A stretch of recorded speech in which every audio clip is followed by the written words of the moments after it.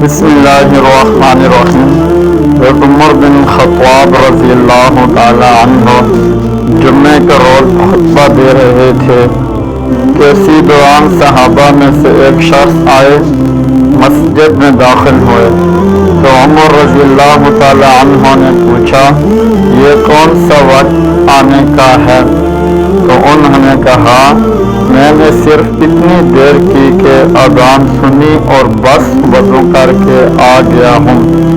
اس بار عمر رضی اللہ تعالی عنہ نے کہا، تم نے صرف وضو ہی پر اکتفا کیا، حالانکہ تمہیں معلوم ہے کہ رسول اللہ صلی اللہ علیہ وسلم نے غسل کا بھی حکم دیا ہے۔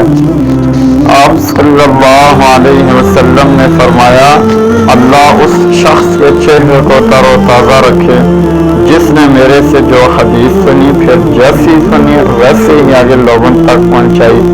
ناظرین کرام، ابھی تک آپ نے اس ویڈیو کو لائک نہیں کیا تو لائک ضرور کر دیں اور چینل کو ضرور سبسکرائب کر لیں۔